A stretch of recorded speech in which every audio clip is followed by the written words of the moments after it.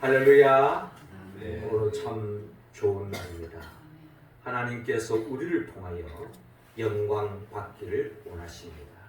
이 시간 우리가 드리는 예배를 통하여 하나님께는 영광이요, 하나님은 기뻐하시고 우리 각자 한 사람 한 사람에게 덧없는 은혜와 은총을 베풀어 주셔서 주님이 주시는 평안을 마음속에 채우고 또 주님과 함께 한 주간도 하나님의 나라를 열어가고 누리고 또 많은 사람들에게 그 복을 나누는 우리 모두가 되기를 주의 이름으로 축원합니다. 어느덧 여름이 지나갔고 이제 가을이 점점 깊어가고 있습니다. 또 뉴스에 보니까 서랍 동쪽에서는 이미 영하의 날씨가 들어왔다는 소식도 접하고 있습니다. 자, 가을이 깊어갈수록 제 마음속에 잊지 않고 떠오르는 한편의 시가 있습니다. 우리가 잘 아는 로버트 프로스트의 가지 않은 길입니다. 그 시의 내용을 보면 이렇게 시작하고 있습니다. 노란 숲속에 길이 두 갈래로 나섰습니다 라고 시작합니다. 그러면서 이 시인은 그 노란 숲속에 두 갈래 길 속에 어느 길을 택할 것인가 하고 고민하고 마침 한 길을 택합니다. 그리고 이 시의 마지막에 그는 이렇게 고백하고 있습니다. 훗날에 나는 어디선가 한숨을 쉬며 이야기할 것입니다. 숲속에 두 갈래 길이 있었다고, 나는 사람이 적게 간 길을 택하였다고, 그리고 그것 때문에 모든 것이 달라졌다고 하는 시를 우리가 읽을 수 있습니다. 그러니까 시는 가을이 깊어가는 그 숲속 길을 걷는데 두 갈래 길 속에 어느 길을 택할 것인가 라고 고민 끝에 한 길을 택했죠. 그리고 그 한 길을 택함으로 인하여서 그의 삶은 모든 것이 달라졌다라고 이야기하고 있습니다. 그렇습니다. 우리의 삶은 끊임없이 선택의 기로에 놓여져 있습니다. 생활 속에서 짜장면을 먹을까 짬뽕을 먹을까 하는 고민에서부터 시작해서 이 길로 갈 것인가 저 길로 갈 것인가, 이 사람과 만날 것인가 저 사람과 만날 것인가, 이런 말을 할까 저런 말을 할까, 이 고민 속에 우리는 살아가고 있는 것입니다. 백두산에 고여있는 이 천지물도 동쪽으로 기울이면 두만강으로 흘러가고 서쪽으로 기울이면 압록강으로 흘러간다고 합니다. 이처럼 우리는 끊임없는 선택의 기로에 놓여 있는데 그 순간의 그 선택이 때로는 어떤 광고에 의하면 순간의 선택이 10년을 좌우합니다 라고 하는 전자제품의 그런 광고 문구도 있었습니다. 그 어떤 제품을 쓰느냐에 따라서 10년 동안 이렇게 아무 생각 없이 또 그 기능을 잘 발휘하면서 사용할 것이냐, 아니면 끊임없이 AS 요청하면서 고장나고 이렇게 해서 골머리를 앓을 것이냐, 좋은 제품을 선택하면 결국에는 10년 동안 잊고 산다, 편안한 삶을 살 수 있다, 뭐 그런 광고의 내용이었습니다. 그렇습니다. 우리는 순간의 선택이 10년만 좌우할까요? 때로는 우리의 그 순간의 선택이 때로는 행복으로 이어지느냐 불행으로 이어지느냐, 때로는 지옥으로 가느냐 천국으로 가느냐, 이런 것을 생각해 볼 때에 순간의 선택이 영혼을 좌우할 수도 있다라고 우리는 이야기할 수 있는 것입니다. 순간의 선택으로 인하여 우리는 천국에 이를 수도 있고, 잘못된 순간의 그 선택으로 말미암아 재판받아 평생 감옥에 갇히다가 때로는 영원한 지옥불에 떨어질 수도 있는 그런 선택이 있을 수 있다는 것입니다. 그러게 하나님은 이 가을에 다시 한 번 더 우리 모두가 바른 선택을 하기를 원합니다. 바른 선택 속에 행복으로 나아가기를 원하고, 바른 선택 속에 우리 믿음의 사람은 순간을 사는 인생이 아니지 않습니까? 한시적인 인생이 아닙니다. 영원한 천국을 꿈꾸며 영원한 행복을 꿈꾸며 살아가는 교회 공동체입니다. 그러므로 주님은 우리 모두가 한 사람도 잘못된 선택 없이 바른 선택을 통해서 영원히 후회 없는 행복한 영생의 길로 나아가기를 원하고 있습니다. 어떻게 하면 가능할까요? 주님은 오늘 성경의 본문을 통하여서 먼저 영접하라고 말씀하고 있습니다. 15절 말씀 우리 같이 한번 읽어봅시다. 시작. 이에 바리새인들이 가서 어떻게 하면 예수를 말의 올무에 끌리게 할까 상의하고.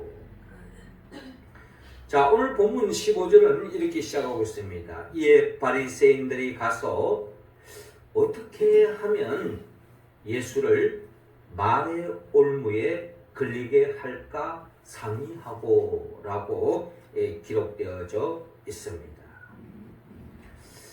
예수님은 이 세상에 만왕의 왕으로 오셨습니다. 그래서 만왕의 왕으로 오신 이 예수 그리스도를 영접하고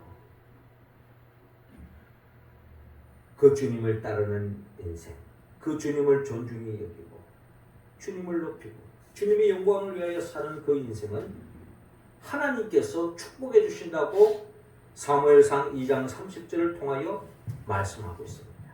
나를 존중히 여기는 자를 내가 존중히 여기고 나를 멸시하는 자를 내가 격렬히 여기리라 라고 말씀합니다. 지나가는 사람이 제 아들을 손찌검하고 욕을 했을 때 그걸 바라보는 부모가 아무 생각 없이 지나갈 수 있을까요? 그렇지 않습니다. 왜 내 아들을 해꾸지 않느냐, 좋지 않게 말하느냐 라고 생각하고 다가갈 수 있는 거죠.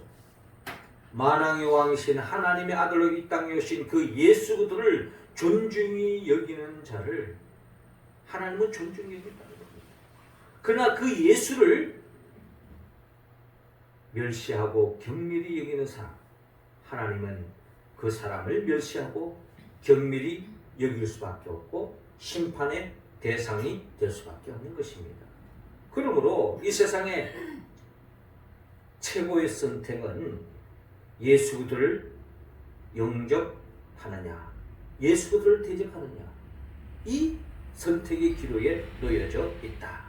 오늘 성경의 본문에 나타나는 이 바리새인들은 어떻게 하면 예수를 말의 올무에 걸리게 할까 상의하고 있습니다. 이 말은 뭡니까? 예수님을 하나님의 아들로 영접하지 않고 있다는 겁니다. 예수님을 대적하고 있는 거예요. 결국 이 바리새인들은 잘못된 선택을 통하여서 하나님의 책망, 하나님의 심판의 대상이 될 수밖에 없습니다. 더 심각한 것은 이들은 자칭 그 누구보다 하나님을 잘 믿는다고 생각하고 있었다는 거예요. 그런데 성경의 관점을 본다면 이들은 하나님의 책망의 대상이 될 수밖에 없었다는 것입니다. 그러므로 우리는 매 순간순간 나는 예수를 영접하고 있느냐, 예수님을 존중히 여기고 있느냐, 예수님을 내 삶의 왕으로 모시고 있느냐, 주님 중심으로 살고 있느냐, 우리는 끊임없이 우리 자신에게 물어봐야 할 것이고, 그런 삶을 살고 있다면 우리는 바른 선택 속에 덧는 하나님이 예비해 놓으신 복을 누릴 수 있다는 겁니다. 오늘 내가 돈을 잘 벌고 못 벌고 건강하고 안 하고 내가 잘 나가고 못 나가고 문제가 아닙니다. 근원적인 문제, 예수를 영접했느냐, 예수를 대적하느냐, 이 선택의 기로에 있어 우리는 예수를 영접했기에 오늘 교회 전에 나와 예배드리고 있는 우리들이야말로 이 세상에 가장 복받은 사람인 줄로 여러분 믿으시기 바랍니다. 그 복을 영원히 누릴 수 있기를 주의 이름으로 축원합니다. 두 번째로 하나님은 우리 모두에게 사랑하라고 말씀하고 있습니다. 자, 18절 말씀 우리 같이 한번 읽어봅시다. 시작. 예수께서 그들의 악함을 아시고 이르시되 외식하는 자들아 어찌하여 나를 시험하느냐. 아멘.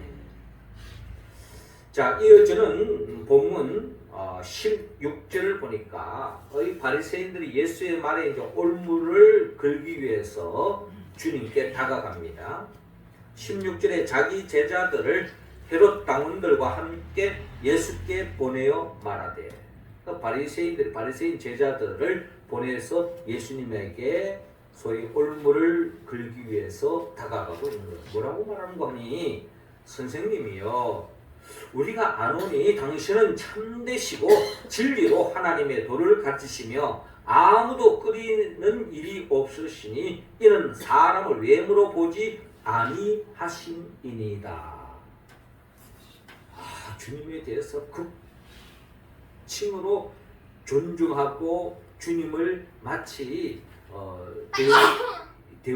예우하는 듯이 보여줍니다. 주님 앞에 깍듯하게 주님 마음이 흡족할 정도로 이렇게 지금 이야기하고 있는데, 본문의 흐름을 보면 이들은 지금 겉다르고 속다른 이야기를 지금 하고 있는 거예요.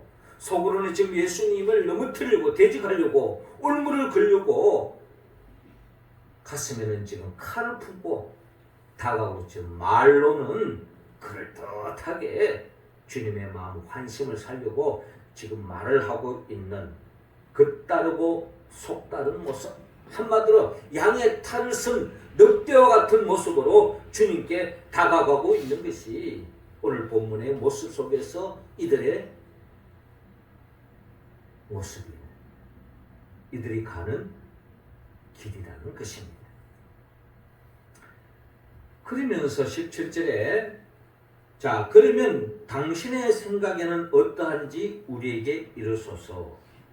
가이사에게 세금을 바치는 것이 옳으니까 옳지 아니하니까 라고 바리새인의 제자가, 한마디로 바리새인이 위에서 시키니까 이렇게 질문하고 있는 거예요. 가이사에게 세금을 바치는 것이 옳습니까? 옳지 않습니까? 라고 묻는 것입니다. 그때 예수님께서 18절에 예수께서 그들의 악함을 아시고 그들의 속마음을 좀 꿰뚫고 계시죠? 그러면서 이르시되 외식하는 자다. 외식하는 게 뭡니까? 겉과 속이 다른 사람.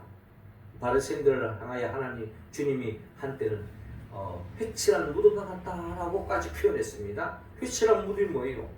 무덤 밖에는 회를 칠해서 하얗고 깨끗하게 보입니다. 그 무덤 안에는 시체가 썩어가는 냄새가 나는 거예요. 그러니까 속으로는 썩은 냄새가 나고 썩은 냄새가 나는 시체가 있는데 겉으로는 그걸 딱 봉인을 해가지고 회를 칠해가지고 하얗게 보입니다.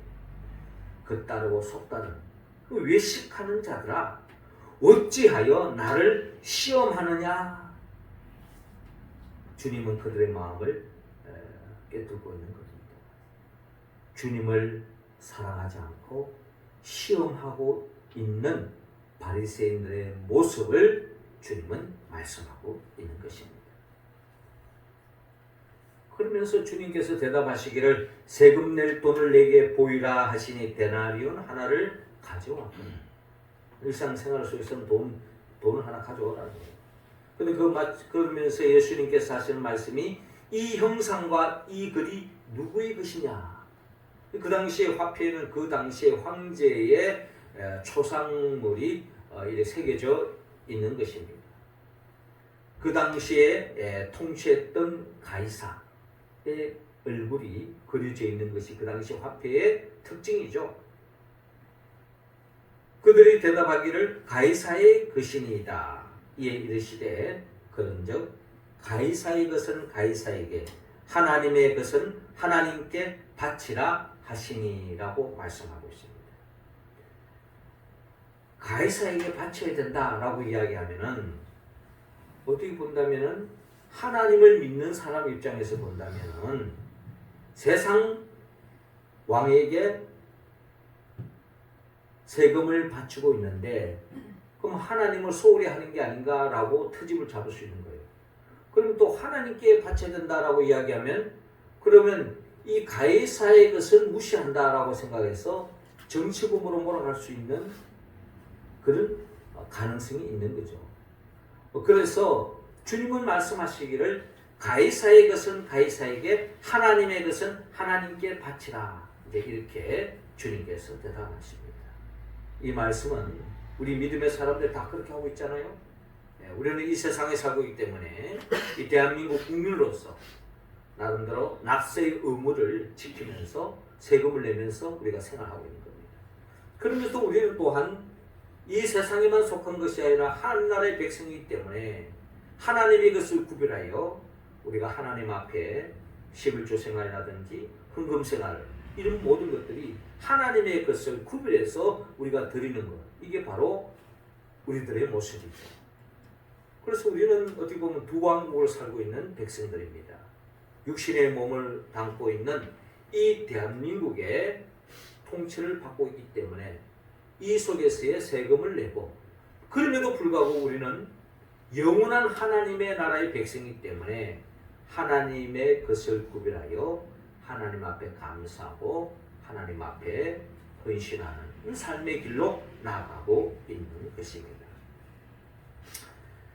자, 주님은 이렇게 질문하는 그들에게 하신 말씀처럼 외식하는 자들아 어찌하여 나를 시험하느냐라고 묻는 것처럼 주님은 우리 가운데 한 사람도 주님을 시험하지 말고 사랑하는 삶의 길로 나아가기를 주님은 원하고 있습니다. 그러나 바리새인들은 주님을 사랑하기보다는 주님을 시험하는 길을 택했습니다. 결국 심판의 대상이 될 수밖에 없는 거죠. 그러나 주님을 시험하지 않고 믿고 사랑하고 따르는 자들에게 하나님은 덧없는 복을 내려주시는 걸로 여러분 믿으시기 바랍니다. 우리 모두는 주님을 시험하지 않고 사랑함으로 하나님 앞에 영광 돌리는 우리 모두가 되기를 주님으로 축원합니다. 마지막 세 번째로 함께하라 라고 말합니다. 22절 우리 또 같이 한번 봅시다. 시작. 그들이 이 말씀을 듣고 놀랍게 여겨 예수를 떠나가니라. 아멘. 자, 이어지는 본문 말씀 22절을 보니까 그들이 이 말씀을 듣고 놀랍게 여겨 예수를 떠나가니라. 올무에 걸리고 예수님을 시험했는데 예수님께서 어떻게 보면 뱀같이 지혜롭게 이들의 말을 올무에 걸리지 않도록 지혜롭게 말을 대처하고 말씀하셨는데, 주님이 말씀을 하시고 난 뒤에 나타나는 두 종류의 반응이 있습니다. 어떤 사람은 그 주님의 말씀을 믿고 그 진리의 말씀을 따르고 주님을 따라가는 함께하는 사람이 있는가 하면 주님을 떠나가는 사람이 있다. 오늘 성경에 나타나는 이 바리새인들은 주님의 말씀을 듣고 주님과 함께하는 것이 아니라 떠나가고 있는 모습을 볼 수 있습니다. 이게 그들의 선택이었습니다. 주님을 멀리하는 거죠. 그것이 바로 그들의 선택이었고 결국 그들은 멸망의 길로 향하여 나아갈 수밖에 없습니다. 그러나 주님을 함께하는 사람, 주의 말씀을 가까이 하는 사람, 주의 말씀에 청종하고 주의 말씀과 함께하는 사람은 시편 기자는 시편 1편을 통하여 이렇게 표현합니다. 복 있는 사람은 악인의 길을 따르지 않고 죄인의 길을 쓰지 않고 오만한 자의 자리에 앉지 않고 오직 여호와의 율법을 주야로 묵상하는 자로다. 주님과 함께하는 사람의 특징은 늘 하나님 말씀과 가까이 합니다. 그 사람은 마치 시냇가에 심겨진 나무와 같아. 시냇가에 심겨진 나무는 잎사귀가 마르지 않습니다. 철을 짜다 꽃을 피우고 철을 따라 열매를 맺을 수 있다. 이게 바로 주님과 함께하는 사람, 주의 말씀을 가까이 하는 사람의 하나님이 주시는 복이다. 그래서 요한복음 15장 5절에 보면 나는 포도나무요 너희는 가지라. 그가 내 안에 내가 그 안에 있으면 철을 따라 많은 열매를 맺을 수 있다. 나를 떠나서 너희는 아무것도 할 수 없다 라고 말씀합니다. 그렇죠? 우리 교회 여기 앞에 보면은 포도나무 가지가 하나 있어요. 예전에 우리 교회 개장 공사가 어쩔 수 없이 나무를 이제 철수를 하게 됐는데 그 나무 철수는 제가 이 포도나무 가지를 이렇게 하나 잘라서 여기다 놔놨어요. 평소에도 이 포도나무 가지는 아주 메말라 있고 볼품이 없어요. 그런데도 이 뿌리와 연결되어 있으면요, 봄 되면 그게 새순이 붙고 줄기가 쫙 뻗어나가면서 우리가 해마다 그 포도를 따먹었잖아요. 그런데 뿌리로부터 가지로부터 잘려나간 가지는 바싹 말라서 어디 목재로 쓸 수 있는 게 아니에요. 그냥 불쏘시개를 넣으면 딱 좋아요. 우리도 마찬가지입니다. 우리는 다 어디 보면 세상적으로 잘 나가는 사람도 있지만 볼품이 없다 할지라도 주님께 매달려 있으니 주님과 함께하는 때를 따라 꽃을 피우고 열매를 맺는 역사가 일어날 줄로 믿습니다. 그리스도와 함께 사는 생은 끝없는 희망이다. 그러나 그리스도 없이 사는 생은 소망이 없는 종말이다 라고 누군가 이야기했습니다. 주님과 함께하는 삶, 거기에는 희망이 있고 거기에는 기쁨이 있고 행복으로 이어집니다. 주님과 단절된 인생은 순간의 기쁨, 순간의 즐거움이 있을지 모르지만 결국에는 절망에 이를 수밖에 없다. 주님과 함께할 때 우리는 성령의 9가지 열매, 사랑과 희락과 화평과 오래 참음과 자비와 양성과 충성과 온유와 절제의 열매를 맺음으로 인하여 덧없는 행복한 삶으로 나아갈 수 있다는 것입니다. 오늘 바리새인은 그들이 이 말씀을 듣고 주님을 더 가까이 다가가는 것이 아니라 놀랍게 여겨 예수를 떠나갑니다. 우리 가운데는 한 사람도 이런 사람이 없기를 주님은 원하고 있습니다. 우리는 주님과 함께하는, 주의 말씀과 함께하는 그런 선택을 통해서 더 없는 복된 삶의 길로 나아가 이 가을에 풍성한 열매 맺는 성도들이 다 되기를 하나님은 원하고 있습니다. 어떻게 할 때? 주님을 대적하지 말고 영접하라는 것입니다. 그리고 주님을 시험하지 말고 사랑하라고 말씀합니다. 주님을 멀리하지 말고 가까이 다가가 떠나가지 말고 함께 하라고 말씀합니다. 우리가 어떻게 이 말씀에 온전히 응답할 수 있을까요? 우리 의지와 결단도 중요합니다만 이 또한 한계가 있습니다. 성경은 우리에게 분명히 말합니다. 성령의 도움이 없이는 우리는 하나님의 말씀에 1.1획도 응답할 수 없는 연약한 존재임을 증거하고 있습니다.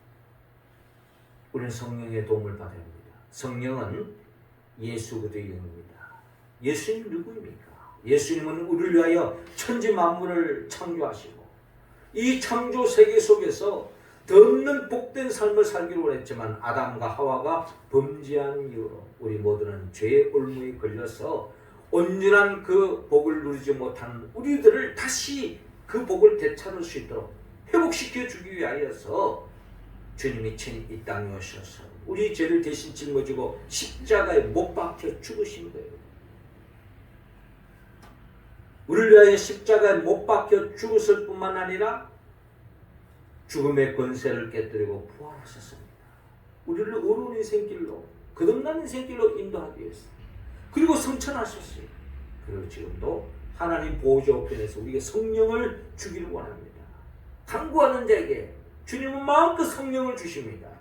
그 성령의 도우심으로 주의 말씀에 응답하며 믿음의 길을 걸어가는 우리들에게 이 땅에서 하나님의 나라를 맛보게 하시고 이 세상 어떠한 환경 속에서도 천국의 기쁨을 누리며 영원한 천국을 소망하는 인생길로 우리를 인도해 주시는데 그것을 실현하기 위하여 장차 주님은 재림하여 오신다고 말씀합니다.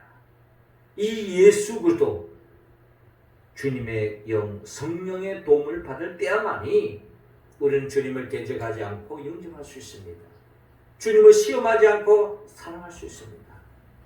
주님을 멀리하지 않고 떠나지 않고 더 가까이 다가가서 주님과 함께합니다.